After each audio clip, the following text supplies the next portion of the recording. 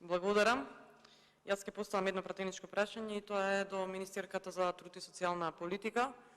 Вчера бевме сведоци дека премиерот со министрите направи еден спектакл од наводни мерки за директна помош на граѓаните во услови на криза. Граѓаните се свесни дека тоа е тековна обврска на владата. Беше кажано дека на 650.000 домаќинства ќе им била субвенционирана сметката за електрична енергија. И ако мислите дека ви веруваме и ние и граѓаните, навистина се лажете, бидејќи никој не ви верува.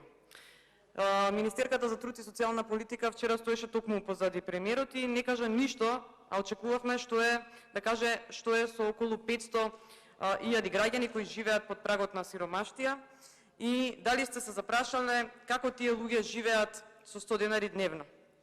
Дали сте направиле математика ако гарантираната минимална помош од Центарот за социјална работа кај 4 члено домаќинство се подели на 30 дена во месецот, излегува дека немаат ниту за леп, ниту за грејење. Додатокот за енергија е 1000 денари и тоа само 6 месеци во годината, значи вкупно 6000 денари на годишно ниво од октомври до март. Замислете, 1000 денари месечно. Што би направиле вие со 1000 денари месечно, ако ви дадам јас, и дали би потрошиле за струја или за дрва? Дали имате чувство воопшто за граѓаните во оваа држава?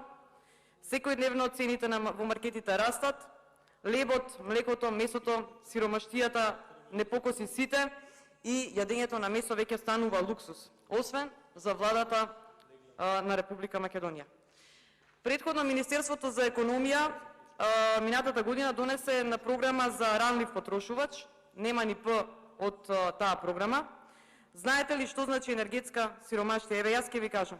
Енергетски сиромашен граѓанин е граѓанин кој не може да плати трошоци за енергетски услуги, како што се грејење, осветлување, користење на електрични апарати или затоплување во домот. Свесни ли сте дека 62% од вкупниот број домаќинства во земјата користат дрва како примарен извор на енергија, ама загреваат 15 до 20 квадратни метри во своите домови? Квалитет на живот еднаков на нула. На едно домаќинство му се потребни околу 10 кубици огревно дрво за затоплување годишно.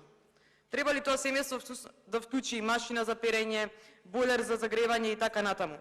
Процентот на домаќинствата во државата кои се греат на електрична енергија е над 30%, а само 8% се приклучени на централно парно грејење.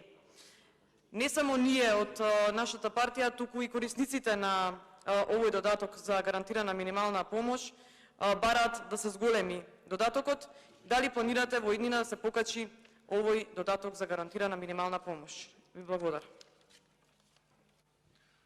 Благодарам. Пратеничката Жаклина Пешевска постави едно пратеничко прашање до Министерството